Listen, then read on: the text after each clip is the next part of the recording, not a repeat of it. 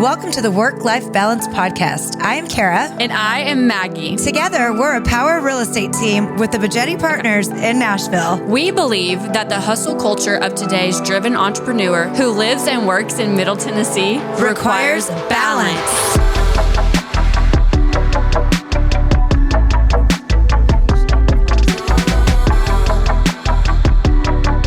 Hey guys, welcome back to Work-Life Balance with Kara and Maggie. Welcome back. Welcome back. Today we have our friend Sam in the house. Hello, hello. Thank you for coming. Sure, of course. Sam is our not only friend, but lender at Cross Country here in Franklin, Tennessee. Indeed. Yes. Indeed. Yeah. So thank you for joining us Well, today. you know, how can you resist an invite when it was 2 days ago or whatever it is you I guys know.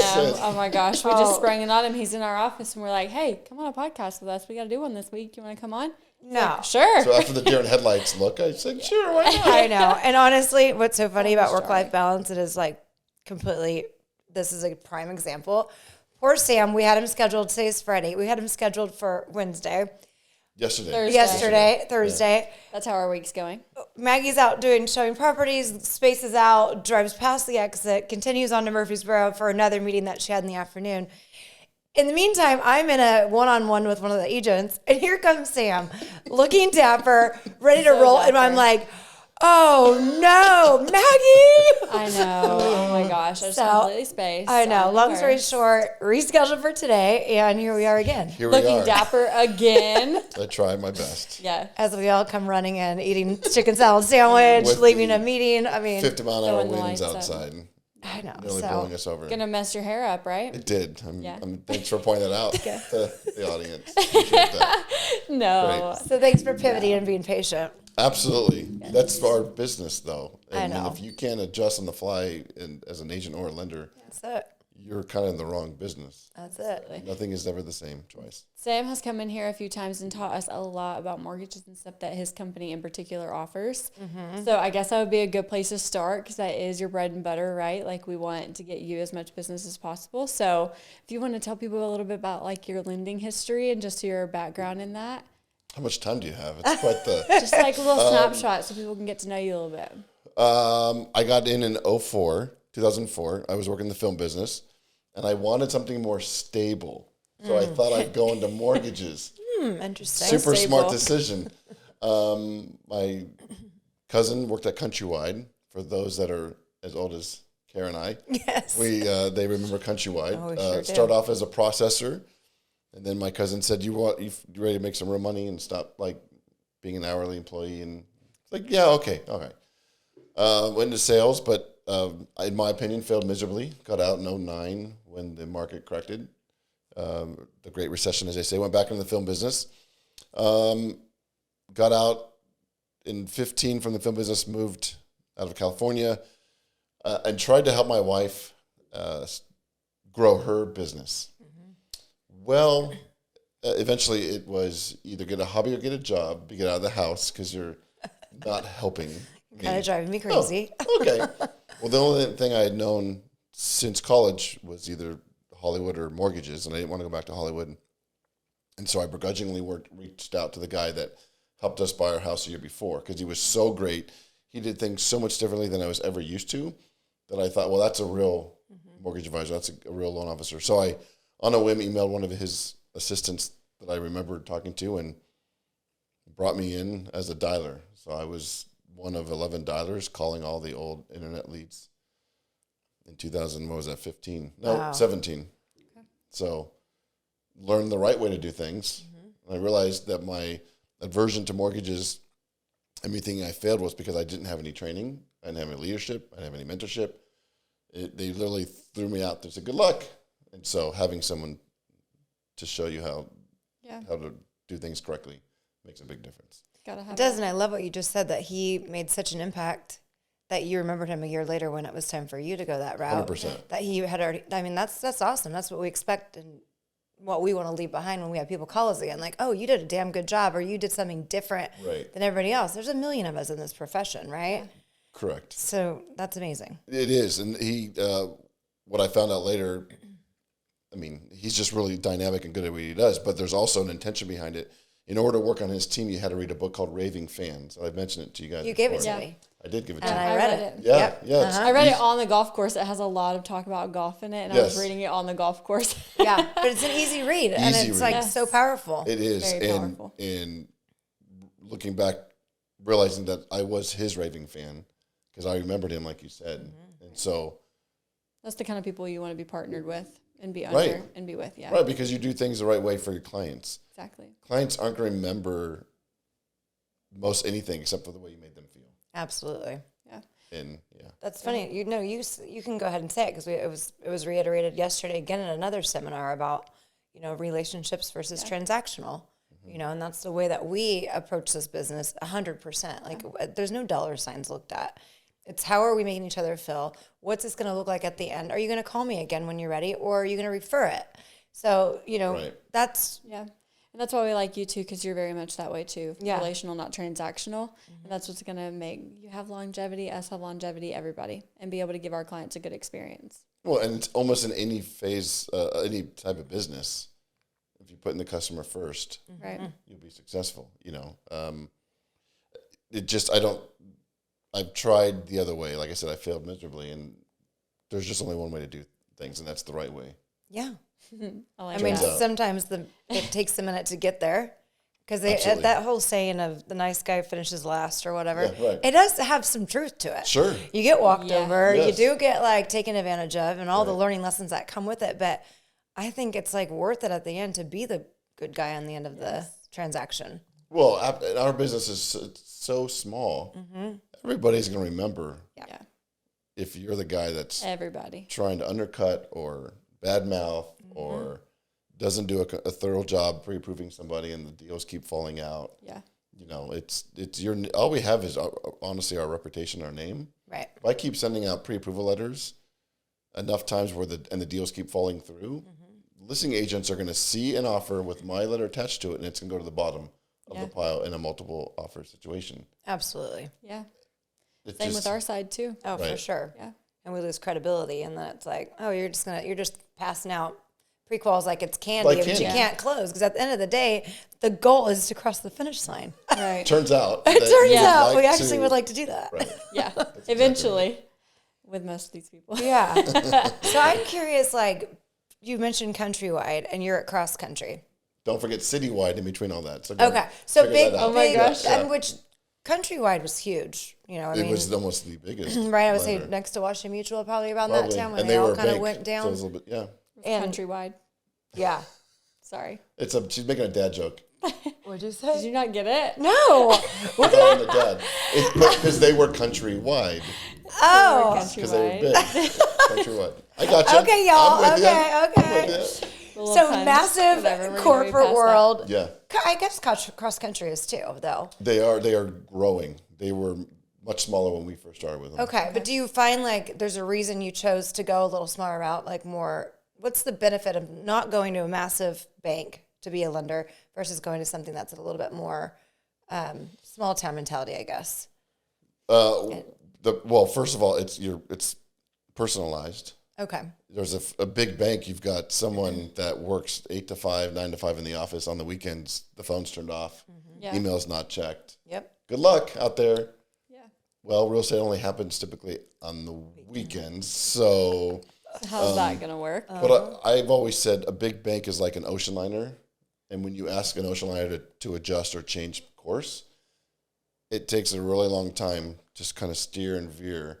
With a lender like Cross Country, kind of like a speedboat, we can change. Because while we're a corporation and we're across the country or countrywide, it's still localized to where we have total control in my office that we can adjust on the fly. And that makes a huge difference. Makes a huge Yeah. difference. And because we then don't have to go to the bank manager or there's a Yeah. myriad of You don't have to wait until examples. Monday at 9 a.m. to get an answer. Correct. Yeah. Right. You can Which get an I answer think immediately. Yeah. I 100% would rather work with somebody from a company like yours than going to a bank, because you're right. One, we work on the weekends a lot, and those people need answers immediately. They don't want to wait till Monday at 9 o'clock, Yeah. and then it's like, oh, we already missed the deal. Well, correct. Exactly. Your buyers missed out because your lender couldn't, So the listing true. agent couldn't talk to your lender. Right. and find out. Or in negotiations, hey, can my buyer get to this price point? Yes. Because despite whatever's in the news, the market is very fast here, and you could miss a deal. I mean, if you're not on it and pre-approved on Friday, they have a deadline Saturday, like you're missing it, and that sucks for your client. So, right. I think I think that's the biggest. It's the slow moving malaise, if you will. Yeah. Versus what I like about cross country is I'm a small fish in a really big pond, so I'm learning from all these top guys in the. I forget. I think there's 10 or 15 loan officers at cross country in the top 100 of all loan officers in the country. Really? So there's I some didn't know that stat. That's amazing. heavy hitters in our company, and it's that mentality of growing, regardless of what the rates are doing, regardless of the market. My boss used to always say, "We're the market. I don't care what the market's doing. We're the market. Yeah. We set the market." Yep. And so being in that environment, but with the tools and resources, so I almost think it's a happy medium where we're big enough where I can offer. I mean, we were when I was here on Monday, we we're talking about all the different outside the box programs that we have. Yet small enough to still be nimble. Right. So It's kind of the best of both worlds. I think so. Especially with those deals like that, because all of them really are so, like you said, personal. Like you have to be able to adjust and make decisions in house rather than just sending it to somebody that looks at you like a number because they don't know. Right. Well, it's a super emotional transaction. You guys know more than I do because you are there in the car. Yeah. You're the one that has to deliver the news that they didn't win out on the offer on the house that they just had to have. It was their dream, and you had to be the one that tells them we missed out. Right. Like I respect you all so much, immensely because of the emotional toll that it goes on that happens to our clients. So you're the negotiator, you're the salesperson, you're the psychologist. We always say that. Yeah. I mean, it's true. true. Like, Well, their problems are our problems. Yeah. Right. Like no matter what the situation is, whatever's going on, because there's so many things as realtors and even as a loan officer, so many things that you can't control and a million variables. So you just have to kind of be the messenger. So right. And a lot I of times you get shot. Yeah. Oh, that is for sure. Yeah. because it is so personalized, having some voice on a phone in a cubicle, it just seems cold. Yeah. It is cold. And like you're opening up your whole life and all your personal information to this person on the lending side. Right. That's in a cubicle that doesn't. Right.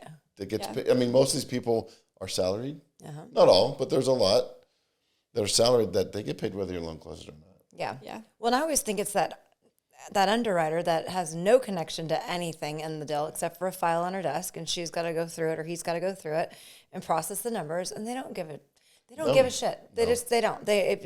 It's stamped for approval or denied. They don't see this. So that's the one part of lending that I've never really understood, and I wish there was a change in that part of it, that they were more involved in the deal, because I think at the end of the day, they're the ones that actually ruin it most of the time. Well, because they're so black and white. Then I'll just tell you about, because we actually never have talked about our underwriters. Okay, let's talk about it. My boss, my regional manager, hires underwriters with the expectations that we are their client. Okay, We need to be their raving fan. He made a whole region read the book. I love that. And that we, the loan officer, had to be the processor's raving. We want to make the processor a raving fan of ours and reverse, basically serving each other. And then also the underwriters, if an underwriter just said no to say no, they weren't probably going to be in our office very long, because it is a team effort. It is we, us together. And so I can reach out to my underwriting manager anytime, any day with questions, and he will answer. Okay. Honestly and truthfully. I can go before this underwriting committee twice a week, and I can say, here's what I've got going on, this is what I want to do. And they will say, well, if it was me, I may not put that in the file. Okay. Or Yeah, they're going to give you some direction. if you do that, then this is what's going to happen. That's an incredible tool for you. I know it is. You utilize that? I mean, that's so something much you utilize? Absolutely, I do. Yeah. I do as much as possible. Why not? Why wouldn't you? Why That's not amazing. go right to the horse's mouth and say, are you going to kill this deal before we even start? Yeah. You know, and so you mentioned these underwriters. The first time I did this, I was working for a big bank, and they were in Minneapolis. And those that are savvy that are listening know which bank I'm talking about. But I couldn't get a hold of them. And they would, to your point, would say no, and that's it, done, moving on. But but what about, I was living in Montana. Well, does it fit within the box? Well, nothing does. We live in Montana. Yeah. It's normal for the surrounding area. It's not normal for Minneapolis. Well, sorry. And your deal's dead. And they didn't know the market. They don't even know the market because they don't even live in the region. They don't live in anything. Right. They just don't care. And that's the unfortunate, I think, from my experience with, certain lending companies that I won't use because I've had bad experiences where you are just a file. And that sucks for your client because 100%. You can't, it's like, who is this underwriter? I want to get them on the phone. Yeah. Can you talk to your, and they're like, no, like they're in like a basement. I don't even know where they're at. We have put, I know they haven't checked the email. Sorry. Correct. Right. We have put underwriting management on the phone with clients. Wow. Will you please tell them the story? Because I'm mucking up the story. Like, let's tell the story. It's always within the box where no one's committing fraud. Gavin would fire you, who's my boss, would fire you immediately if you were committing fraud. He's got no patience for that. But not everyone has the same standard. It's like, and real estate is a story in every single aspect of it. Sure. From the house to the people, their whole background for financing, like you're getting everything but their freaking firstborn child. And sometimes they want that too. Exactly. So it's a story, and the underwriters need to understand the story and what's happening and why, X, Y, and Z is on this report, and it's probably okay 99% of the time. But anyway. You're just there's 5 files in front of you. We'll get back to you when we get to your file.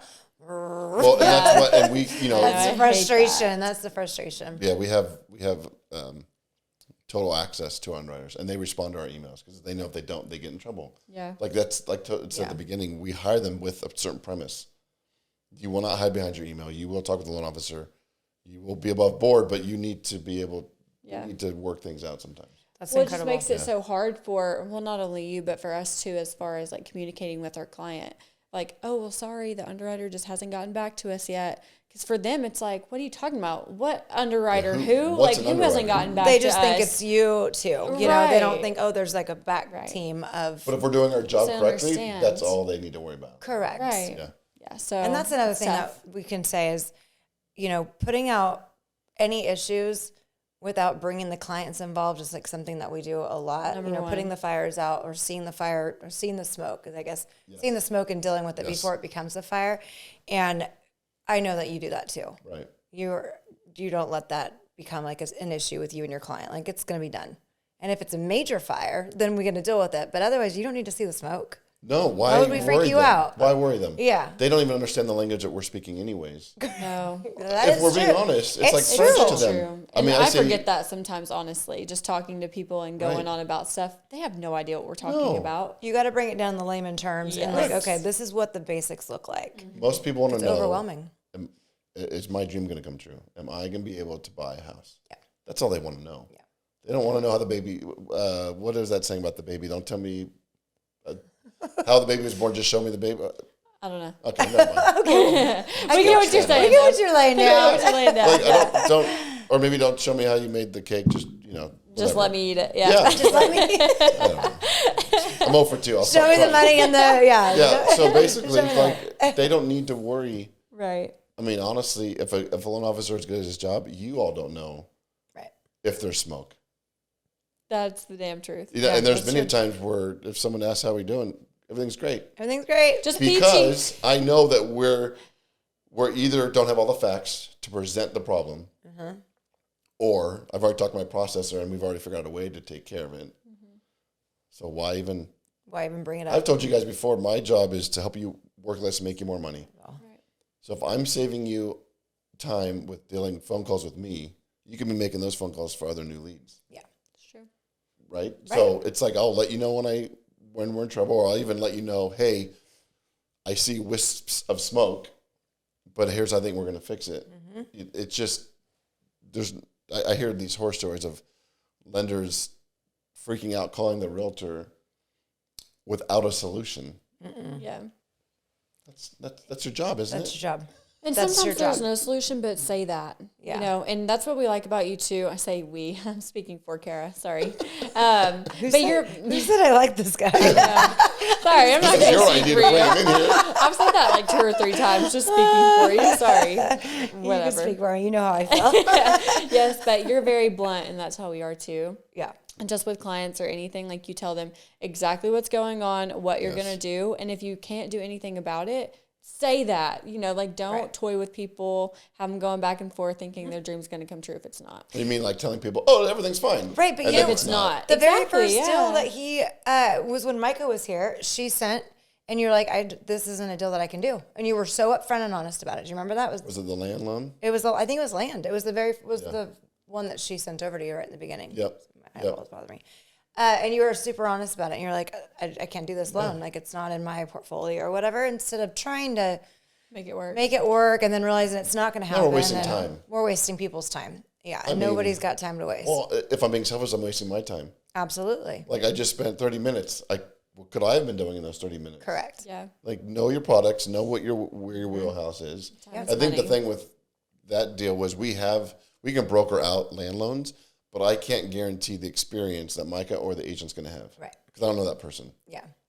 So I'm going to I would have gotten paid on it, but why throw them into what could be a horrible, Oh, yeah. Yeah. horrible experience? So now the client looks at Micah still, not me, even though it's my referral. They turn to Micah and say, Oh, that's happened to us multiple times Yeah. where the lender goes, "Oh, I got to send you to Rocket Mortgage."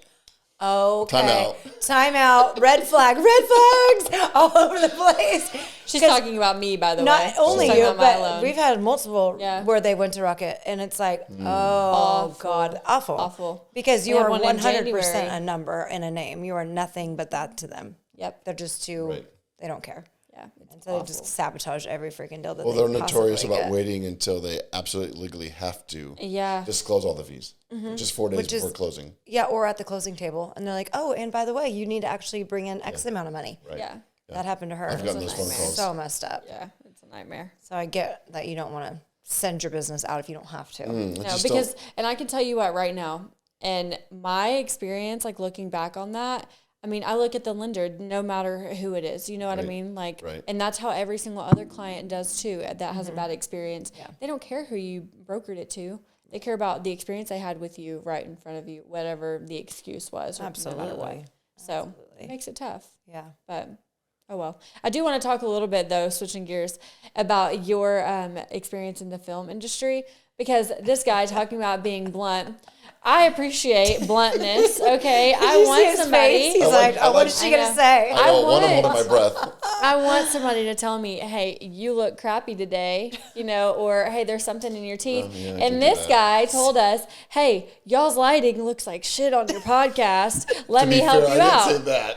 I know, but In nicer terms. he helped us out, and I appreciate that. And it's because of his experience in the film industry that he knew to tell us, "Hey, your lighting needs some help. Let me help you." Yeah, and now we have So this. thank you for that. If you see me kind of doing this number today, it's because I've got this light. Well, I raised it a little bit trying to help, but yeah. But it's so good. And talking about offer solutions, he told us what the problem was. He offered us a solution, and that's what I like. He did, and he showed up with a light, and here we are. Here we Here are. we are. On fire. So thank you for that, first My of all. pleasure. Yes. But tell us about your experience in the film industry, because I think that's super cool. 9 years all told. Started as a production assistant, literally getting coffee and going to get lunch. Yeah. That was literally the job. And, the Like the director movies. has his idiosyncrasy.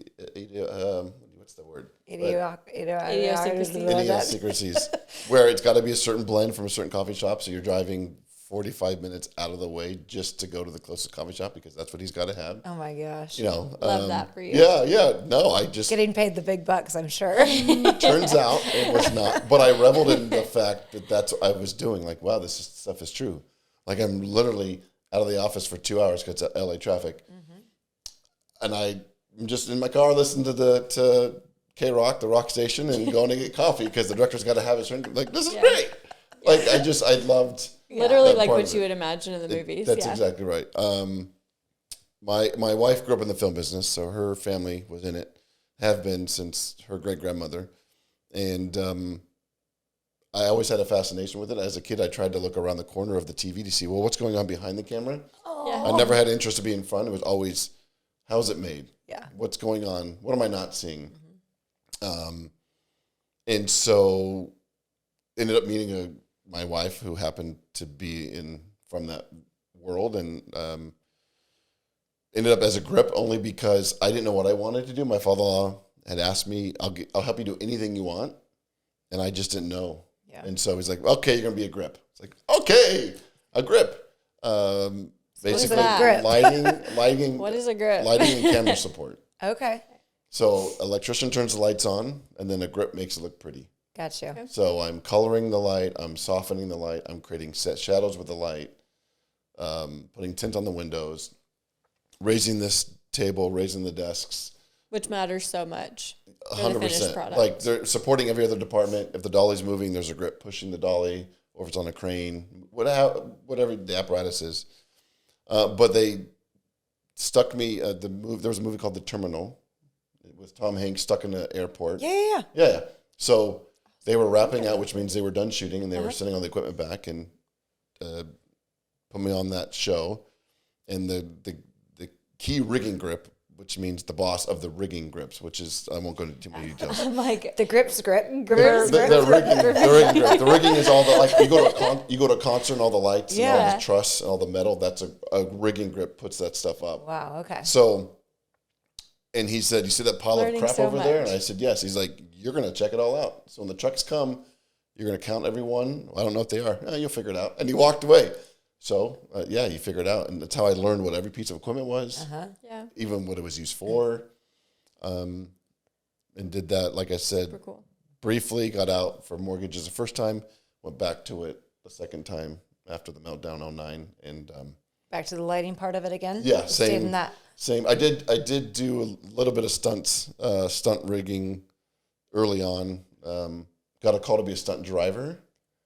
So that's like a stunt double. No, right? stunt drivers are driving the cars as they're crashing and flipping and oh my rolling, gosh, that would have been that's the crazy. Would you have loved that? Did you say no? I did. And I'll tell you why. But yeah, that would have been the coolest thing. Yep, it would have been. Here's what. It's the only thing that would make you say no to that is children. Yeah. There's a great chance you might die. Oh, okay. I would have. Do you remember the movie The Town with Ben Affleck? Ben Affleck, Jimmy Renner. It's in Boston. They're gangsters. They rob a bank. Go watch it. Okay. It's on. Renner. He was from my hometown. Yeah. Motown. Yeah. It's on Hulu or Netflix right now. But go check it out. Okay. Anyways, the stunt coordinator called me, got my name, and said, "Hey, is this assistant? Do you want to come out and we need some stunt drivers?" Like, yeah. How long? A week. So I was on another show as a grip. But I had no end date of when they would let me go. The name just does not fit the I know. It kind of sounds like you were working in Van Nuys when you say the grip. I know. I'm like, I'm trying to keep a straight face. You don't keep a straight face. I know. It sounds what it sounds. I love that you reference Van Nuys. Only you would get that reference. Yeah, that went over my head. Sorry. Okay, I'll tell you later. But basically, I kept the job I was on because I ended up making more money as a grip. Okay. Because I was working longer, but the stunt coordinators and stunt drivers are in SAG, which they make a lot more money. But for 1 week, it wouldn't have been enough, so I had to say no, and then that was really the last opportunity. But anyways, was it as exciting as a child you thought it was going to be? Yes, and I loved it. Really? I loved there. Look, there in every industry there are a-holes that you just of course. I could not respect. I cannot work hard for you. This is my own personal hangups. I can't work hard for you if you're an a-hole. Yeah. If I don't like you, I don't respect you. I'll do my job, but I'm going to punch in and punch out. Well, Hollywood's got a lot of that going on. Correct, but I've worked for some others that are just phenomenal human beings. And like I'll run through a brick wall for you. Yeah, I love that. What was your question? Was it as exciting? Oh yeah. So I never lost the boyhood wonder. I would love to. You have 8-9 departments it could be as small as this room, and they all have to do something in this room, and they're all climbing over each other. Crazy. And they're carrying heavy equipment. Yeah. And it's just chaos. It's organized chaos. So I never like sitting on an apple box which is just a box that they use in Hollywood. Don't ask me what's, because it looked like one of those old Apple carrying boxes. Yeah. Thank you. You would know from the Central Valley, right? Yeah, I mean, I would. Right. And just watching this chaos, and when it would walk in, be like, what in the hell? Yeah. This is Hollywood. And then at the last second, it's like rolling and everyone's ready. Like, I never. It's wild. I loved it. It's I still, really look cool. at me, I'm getting excited talking about it. I know. Do you think you'll ever go back? No. Absolutely not. That was a quick answer. Okay. I will never. I got to experience a set because my landlord in college was a producer. So he did a lot of commercials. So Commercials are even more crazy. it was crazy. So I was like, I want to go. I'm so intrigued by the idea, whatever. Yeah. All day long, you're sitting there to just film like literally like a 30-second. And it was this Olympic girl. She was an ice skater. And I don't even remember what the advertisement was about. But watching her do that same twirl, I'm telling you, over and over till it was the perfect shot. And like, yes. I mean, I was like, damn, it looks the same. Like, what? You know, like, but it's a serious so production. meticulous. So meticulous. I worked a Burger King commercial. And the amount It's a big commercial. That's like billions of people commercial. I know. Yeah. Well, I'm big time. You know who you guys were talking to. Did you have to take a chair bite of the Whopper? No, I was not on camera. But That's funny. we spent, I'm not kidding you, 3-4 hours lighting the combo meal. Because when they zoom in, I can still remember the director saying, hey, there's that glare on that lettuce. Which lettuce? Nope. Oh, nope. Yeah, that one right, that glare. It has to be so perfect. And then they make little tiny screens of diffusion, and you would set it just so, and you have to angle it to make sure you only get that glare. It's painstakingly. Not the lettuce. I know, but it's painstakingly. You almost have to have some painful. OCD going on to be in this business because Yeah. that is so meticulous and so detail oriented. Well, you also, on commercials, you have what they call the client. So you have Burger King representatives on set giving their opinion. Of course. So the director's kind of in a tough spot where he may think it looks good, but Burger King doesn't. I got a lot of chefs in the kitchen on that one. Yeah, well, speaking of chefs, so they're making the food, right off set as well. What? Oh. So it it's comes fresh. in hot So it's and fresh. Oh, because we can feel the heat and the smell from the TV.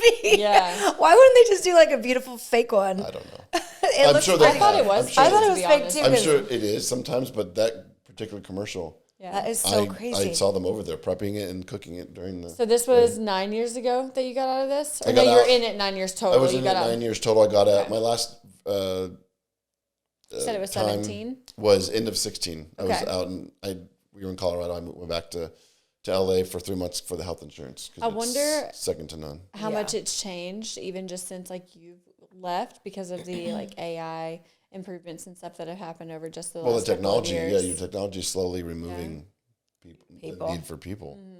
I know. I'm curious to see how all that's going to change. Yeah, it's scary. It's a scary prospect for people I used to work with because every time there's a strike, you're out of work. And, Exactly. you know, am I going to be replaced? Or, I mean, especially if, look at Avatar. I mean, you didn't need mini grips at all. It's all computer. Yeah. Maybe a couple, maybe. That's a good point. Well, and I think, and you know, and like to circle it back with AI because we've been to a few things on that lately because that's coming huge into our business, right? Right. And it was something that it was a great statement, and they said you'll never be replaced as long as you stay in front of it, kind of thing. Like as long as you learn it, that AI will never replace us. As long as you understand it and can use it to your advantage. We use it all the time. I mean, we use it for how to help do a property description.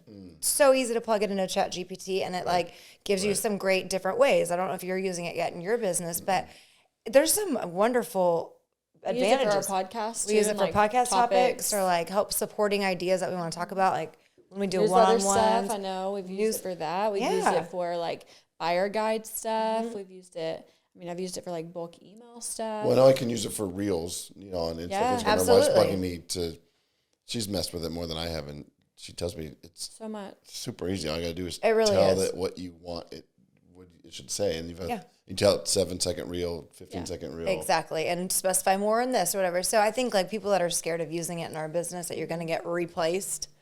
You're not. No. You just have to learn it and use it to your advantage because it just takes out some of the homework. It's here to stay. So you can either, it's like 100%. change. like in the small towns around here, change is coming. And you're either going to embrace it. Or you're going to get out of town. Or it's going to run you over. Yeah. Run you over. Yeah. Sure. You know? I know. Well, let's circle all this back to, Okay. because we didn't even talk about it. Well, you mentioned it a little bit, but Sam is married. He's got 3 daughters. daughters. I Yes. always feel like it was a son in there. 3 girls. No, He's a girl struck dad. out. 0 for 3. That's okay. That's okay. So for you, how though. do you do all the balancing? I mean, you're working your butt off. Your wife works. I know she's doing her own thing, but she still works. And you're raising 3 beautiful girls. So how does this all, do you have any like, That's why I turned to Sarah and said, Sarah, how did you raise 3 beautiful girls?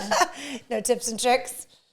Well, that was one of the reasons why I left. One of the motivations for leaving Hollywood was girls need their dads. I mean, boys do as well, but I had 3 girls at the time, and I would say goodnight Sunday night to them, and I'd say good morning Saturday morning. They never saw me.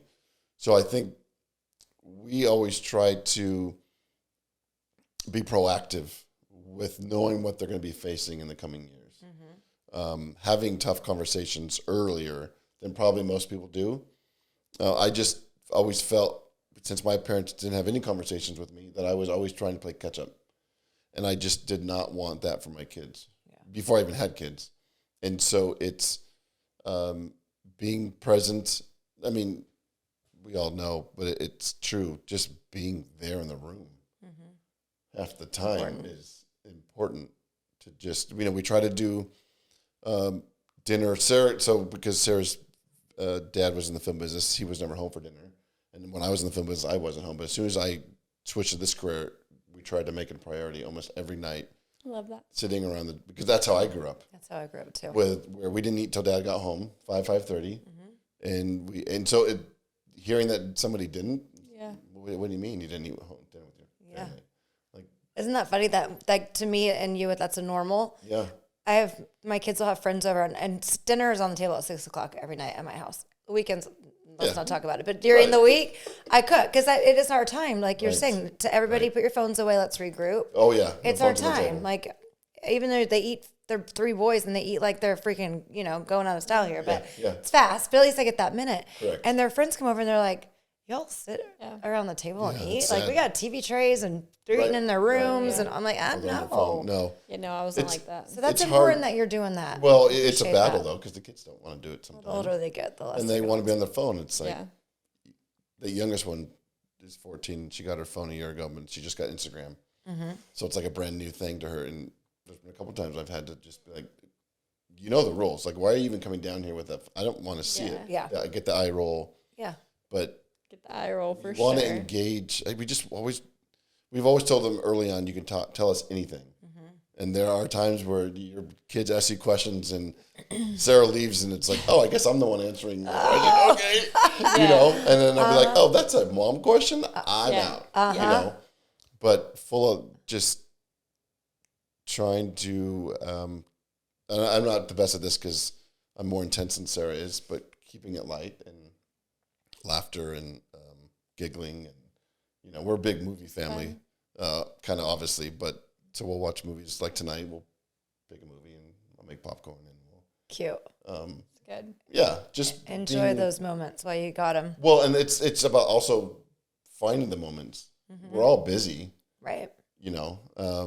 but I think as the kids go older, they realize, okay, mom or dad, they're working hard for me, and we even have that.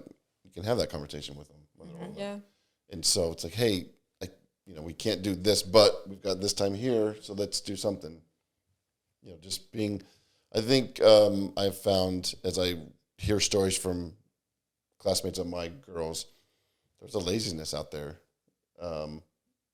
with other parents, and I'm not obviously passing judgment. I'm just saying you can put the effort in. Absolutely. You definitely can. I'm glad you do that. It's so refreshing to hear like good parenting. Yeah. And I your think kids that it's know getting it. lost. Like, and I don't know your girl, so I can't speak for you, but I can speak on Kara's behalf. Yeah. Like, your kids notice, and they know when you're there for them. Like, Kara's phone every day at, like, 4 or 5. Yeah. It's her kids and her phone because they know that, like, okay, it's time to go home. Like, they do that. They eat dinner together. And if you're not going home for dinner, like they're coming to meet you wherever you are at 5 o'clock. They seek out like, free food. they seek out free food. You can tell, how much effort, because your kids will shine that back on you. You know what I mean? Like you can just tell when they're around you or whatever. Yeah. So kudos to you for that. But and I also force my girls to order their own meals as soon as possible at a restaurant. So it wasn't like you're going to do it, but once we were encouraging them so they could look someone in the eye, tell someone what they want. Oh, okay. When I thought you meant like we sit down and like order your food. No. I was looking at you like, wow, let's get this. This dinner is fast. Yeah. Like Army, 3 minutes to eat. Right. That's it. We're done. No, just about well-rounded individuals. Yes. Is forcing them to not have adult conversations, but like being able to not be, when you meet another adult, you can stick your hand out and say, hi, I'm Hannah. Hi, I'm Emma. Absolutely. Those are traits that unfortunately are getting lost, and which you're is keeping what I them tell alive. my kids. I'm like, listen, if you just showed up on time to your job and you did a good job, you will easily be promoted. Absolutely. Like you will be ahead of the competition. Yes. Without a doubt. That's true. It's so funny, like, and I'm not going to sidebar anymore, but like I just even watched my 14-year-old son, like even open a door for like a lady in front of me or behind, whatever, not just necessarily for me, but like another person. And it never ceases to, like, the person will stop and be like, wow, you're really raising a good boy there that he's opening the door. And I'm thinking, isn't that just like what they're supposed to do? Like there was never an option in our family. That's just, you stand up, you take your hat off, and you shake a hand. Like those are certain traits that, anyways, we could go on for days about lost traits in this new but that generation. kind of stuff works, I think, in our business. 100%. Because whether the younger generation, the millennials we'll talk about, because they're the first-time home buyers. Yeah. They probably haven't seen a lot of that. Right. Yeah. But for whatever reason, they don't know it, they appreciate it. For whatever, I mean, they can't put it together, but I guarantee you can tell by the reactions when you're polite and you're direct and transparent with your clients, and you treat them like an adult, they feel a sense of, oh, wow. Yeah. Well, at least I've seen it on my clients when I... This is a question I have for both of you. Both of you came from California, and then I'll stop sidebarring too. But do you see more of that kind of thing out here than you did in California? I mean, because I know you always manners? Just like niceness. They say Southern hospitality, but I mean, I've only ever just traveled for like weeks at a time or something. So do you really see it more out here than you did there? I think so. I think growing up, I was never here growing up, but now as an adult, without a doubt. Yeah, I mean, I think it helps that they add a little ma'am to the yes, ma'am. It makes it sound like it's more, but I do think so. But again, I didn't grow up in LA.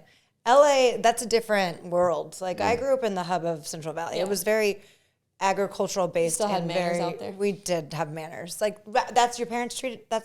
You were out playing in the farm or the orchards or until the dinner bell rang. Yeah. So you still had that like the same vibe. Yes, you're not like I grew up in Orange County, so it was not as it was noticeably different than LA County in LA for sure. But I remember with my friend, we were in the neighborhood until you heard his mom's whistle. Absolutely. And he like turned around and like, where are you going? He's like, we gotta go. I'm like, what are you talking about? Dinner time. He's like, you hear the whistle? No, but he's But the point is, there was manners and there was respect your elders, and it was refreshing to come here and have people actually wave at me when I drive by in the neighborhood, and actually look me in the eye and say, hey, how are you doing? Yeah. Versus looking down and like at the supermarket, and you're like, wait, correct. They're saying hi, like as you pass carts, like it's so funny being raised here. Like if people aren't doing that stuff, I'm like, like, what's your problem? Are you having a bad day? You must be from California. I know. Like, she didn't wave at me. Rude. Because like I was so used to that growing up here. So I was just curious. That's like y'all's experience. Absolutely. No, that's one of the. That's funny. One of the biggest things of why I love being here is the people. I think that's one of the biggest draws for a lot of Californians moving out here is that we need the roots back. Those roots have been lost there. So I love it. Anyways, we could talk forever. We've been all over the board. I told you when you came in, no script. We just like to. It's good. No, let's just see where the conversation goes. It's so much fun. So thank you. Shout out to Sam. We will link him to our Instagram and all the good stuff. He's got some crazy packages right now that they're offering at Cross Country. So I mean, we're talking like 1099, like just showing 1 year, some DSCR, like fun loan programs that pretty much anybody can qualify for a loan at this point. Very creative. And if you can't, he will help try to figure out a way to get you there and make a plan for you. So absolutely. Thank you for coming on. This has been great. This is awesome. It's fun. Welcome back anytime. Okay. Come back and talk Tell about me, just pick a Monday and being say a Thursday. gripper. Yeah. Thursday, and then you know it's Friday, actually, not Thursday. That's fine. No, I'll keep my Fridays open. Well, don't forget to like, share, subscribe, and all the good stuff. We'll see you next week. See ya.